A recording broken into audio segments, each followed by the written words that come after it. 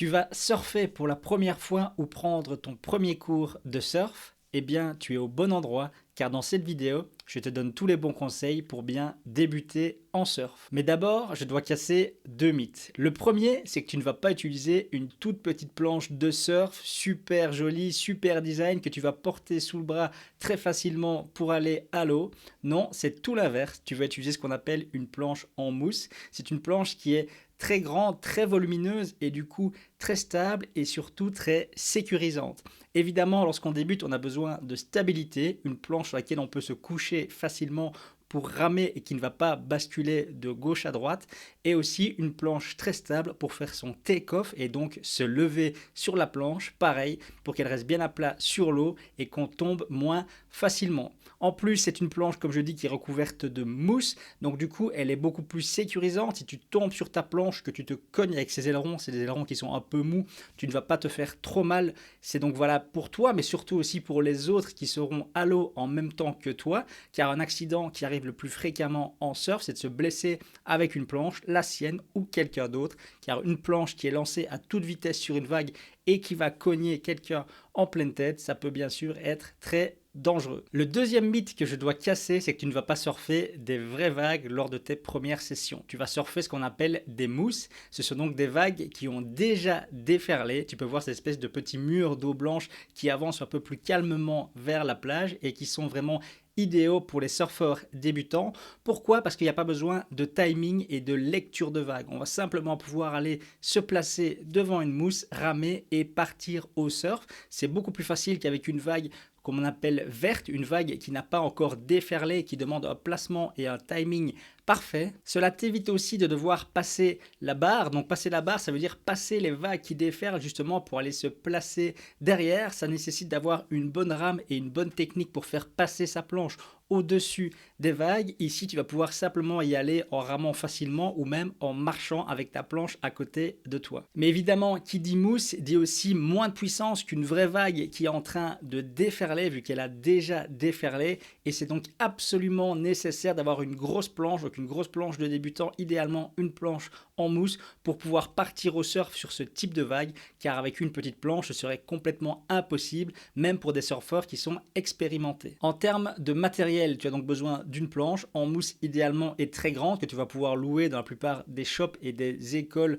aux alentours de ton spot. En général, on ne met pas de wax sur ces planches car elles sont recouvertes de mousse et elles sont déjà assez agrippantes, donc tu peux mettre tes pieds dessus, pieds nus, sans glisser, mais parfois on met de la wax même sur ces planches. Donc de la wax, c'est un petit peu comme de la cire qu'on va frotter sur la planche. Ça va avoir un effet agrippant qui va permettre à tes pieds de bien coller à la planche et de ne pas glisser et donc de tomber bêtement. Tu as aussi besoin d'un leash, cette espèce de long fil un peu élastique qui est attaché à la planche et à ta cheville. C'est très important parce que ça te permet de maintenir ta planche attachée à toi lorsque tu tombes. Si c'est pas le cas, si tu vas surfer et que tu n'as pas de leash, imaginons la vague te prend et pousse ta planche, tu tombes, alors la planche continuerait sans toi, il faudrait nager après pour la récupérer et surtout tu risquerais de nouveau de blesser quelqu'un d'autre ou de gêner quelqu'un. Tu as aussi besoin d'une combinaison, ça permet de te protéger du froid, des rayons du soleil et donc des coups de soleil, mais aussi d'éviter d'irriter par exemple ton torse. C'est pas toujours très agréable de ramer sur une planche couchée torse nu,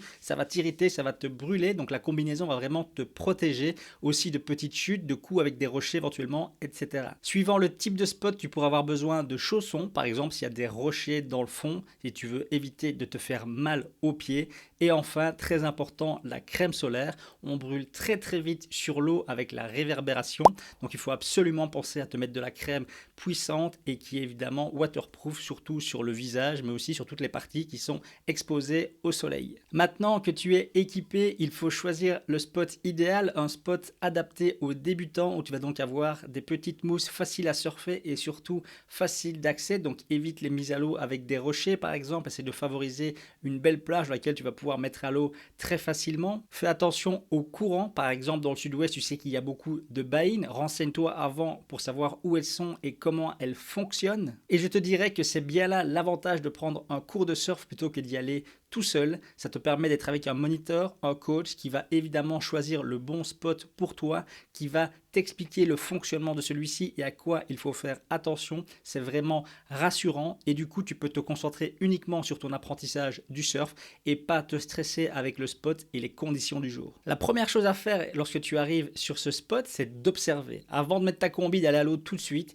tu t'arrêtes un petit peu, tu prends le temps de regarder les surfeurs qui sont déjà à l'eau. Comment est-ce qu'ils rentrent dans l'eau? Où est-ce qu'ils rament? Où est-ce qu'ils se placent? Et évidemment, tu regardes les surfeurs de ton niveau, pas les surfeurs qui sont plus à l'arrière du spot sur les vagues vertes qui ont déjà un gros niveau, mais les surfeurs débutants qui sont dans les petites mousses, les vagues qui cassent dans ce qu'on appelle l'inside. Et là, tu vas pouvoir analyser est-ce qu'il y a effectivement des débutants ou non. Si oui, c'est un spot qui est adapté pour toi et tu peux donc y aller. Rentre à l'eau par le bon endroit et donc évite par exemple, comme je vois souvent des débutants qui rentrent par des rochers alors qu'il y avait un endroit plus à gauche où il fallait marcher un petit peu plus mais où il y avait du sable et donc c'était nettement plus facile. Essaye aussi de bien porter ta planche, ça peut paraître simple mais comme j'ai dit ce sont des grosses planches qui sont très larges, on n'arrive pas toujours même à les prendre sous le bras. Dans ce cas là le mieux c'est encore de la porter sur sa tête. Si tu arrives à la prendre sous le bras, bien sûr tu peux. Fais attention aussi au vent parce que s'il y a un vent qui vient d'un côté par exemple ou de face, il va te pousser, il va pousser sur la planche et il peut te faire basculer. Et surtout, lorsque tu rentres dans l'eau avec ta planche, tu la mets à côté de toi. Tu ne mets pas la planche devant toi, tu ne la portes pas de travers devant toi, parce que des vagues pourraient les pousser et pareil, l'envoyer sur toi, te faire tomber ou même te faire mal. Donc on garde la planche dans l'eau à côté de soi, une fois qu'il y a assez de fond, bien sûr. On ne met pas la planche dans l'eau quand on a 5 cm, sinon on va l'accrocher avec les ailerons. Tu mets cette planche et tu avances dans l'eau en la tenant à côté de toi. Ensuite, tu vas aller te placer là où ces mousses sont, donc là où tu vas aller surfer. Ça va dépendre du spot. Pour certains, tu vas pouvoir y aller en marchant à côté de ta planche parce que le fond, par exemple, est facile et c'est du sable et les mousses sont vraiment pas très puissantes. Sinon, tu vas devoir essayer de commencer à ramer et pour ça, tu vas te coucher sur ta planche et c'est très important de bien se coucher. Donc, bien centré évidemment en termes de largeur, bien au centre de la planche et surtout ne pas se coucher trop vers l'avant ou trop vers l'arrière.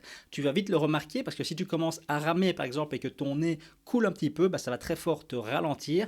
Pareil, si tu es trop sur l'arrière, tu as ton nez qui va se lever, tu vas aussi être très ralenti par l'arrière de la planche qui pousse beaucoup d'eau. Donc il faut vraiment au début que tu trouves le bon équilibre, le bon endroit pour être sur cette planche et qu'elle soit le plus à plat possible sur l'eau. Essaye aussi de ne pas laisser tes pieds dans l'eau. On voit souvent des débutants qui ont les jambes très écartées avec les pieds qui traînent dans l'eau. Il faut vraiment essayer de garder les jambes bien tendues, les pieds bien les uns à côté des autres. Et là, tu peux commencer à ramer, donc avec un bras et puis l'autre, comme si tu nageais le crawl à la piscine. Donc on fait gauche, droite, gauche, droite, gauche, droite. Et c'est le plus important en surf lorsqu'on rame, c'est d'essayer d'avoir une cadence.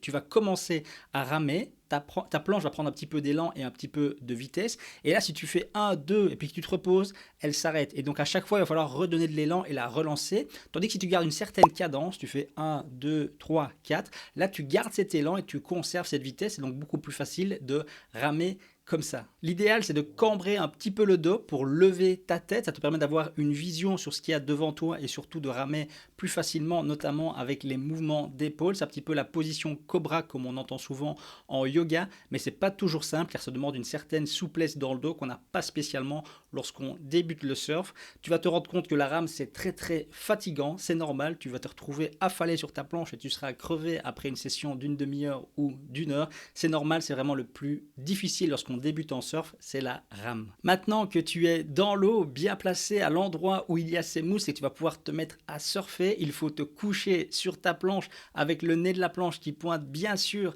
vers la plage. Et là, tu commences à ramer, tu te couches sur ta planche, tu rames. Le but, c'est d'essayer de générer assez de vitesse pour pouvoir partir sur cette mousse au surf. Donc, tu vas voir que la mousse va arriver, elle va te pousser, tu continues à ramer et là, tu sens que ta planche va vraiment partir au surf. Elle va commencer à vraiment glisser sur cette mousse, sur cette vague. Et vraiment, lorsque c'est tes débuts, tu n'es même pas obligé de te lever sur ta planche. Tu peux rester couché et surfer tes premières mousses en restant couché sur ta planche. Ça te permet de t'habituer à cette sensation de glisse et à bien débuter. Une fois que tu te sens prêt et que tu es parti sur une vague, tu vas pouvoir essayer de te lever et donc de faire ton take-off. Pour ça, tu vas commencer par placer tes deux mains vraiment à l'avant, à hauteur de tes épaules, bien à plat sur la planche.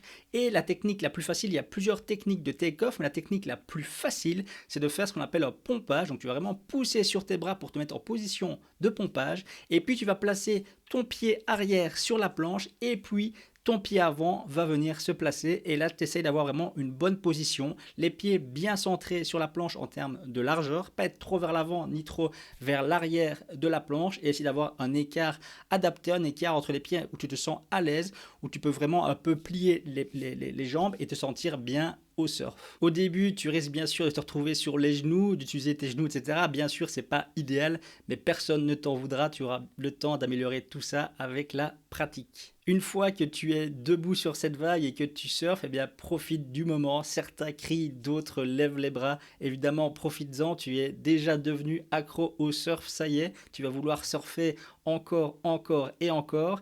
Pense peut-être à essayer de légèrement fléchir tes jambes et de ne pas être trop raide sur cette planche. Et attention, quand on dit fléchir les jambes, souvent les débutants pensent à pencher le buste. C'est pas ça, c'est vraiment plier les jambes et pas se pencher vers l'avant. Et quand tu termines ta vague, donc tu sens que la vague s'arrête, tu n'as plus beaucoup d'énergie, ta planche s'arrête, tu vas tomber, essaye d'anticiper et surtout ne pas te jeter dans l'eau en sautant de ta planche car tu sais jamais le fond qu'il y a en bas. En général, quand il y a des mousses, c'est des petites vagues, c'est des fins de vagues et donc il y a très peu de fond. Même si c'est du sable et qu'il n'y a pas de rocher, tu peux te faire très mal vraiment en tombant, que ce soit en te faisant mal au coude, aux genoux ou bien aux chevilles en tombant dans peu d'eau. Donc il faut vraiment y aller mollo. L'idéal, c'est essayer de se remettre à genoux sur sa planche et puis de recommencer à ramer ou de se remettre à marcher dans l'eau, mais pas se jeter comme ça d'un coup avec tout son élan et paf et atterrir dans très peu d'eau et se faire mal. Alors le dernier conseil que j'ai envie de te donner aujourd'hui, c'est de faire attention aux autres. Évidemment, lorsque tu surfes les mousses, tu es avec des débutants et pas des surfeurs expérimentés, donc tu ne risques pas de te faire engueuler si tu grilles une priorité, mais malgré tout, il faut faire attention aux autres. Donc si tu, par exemple, tu pars au surf, tu veux te lever, tu vois qu'il y a quelqu'un un peu plus bas que tu risques de le cogner avec ta planche en partant, et bien tu ne pars pas, tu attends la vague d'après, tracasse pas, il y en aura encore un paquet. Si tu vois que quelqu'un est déjà sur une vague, et bien évidemment, tu lui laisses la priorité et de manière générale, tu essayes de ne pas gêner, donc de ne pas rester en plein milieu du jeu de quilles à nager avec ta planche. Si tu vois que des surfeurs passent par là, à ce moment-là, si tu veux te reposer, tu vas te mettre sur le côté et tu attends un petit peu avant de repartir. Voilà, c'est déjà la fin de cette vidéo. J'espère qu'elle t'a plu. Il y a plein de tutos surf sur la chaîne Apprenti Surfeur, donc n'hésite pas à les regarder. Et tu peux aussi télécharger le guide pour apprendre à faire ton take-off. Tu y trouveras les 4 techniques de take-off principales et je t'explique aussi notamment comment le travailler chez toi à la maison avant d'aller à l'eau. Et le lien est dans la description ci-dessous. Voilà, merci, éclate-toi bien et à la prochaine.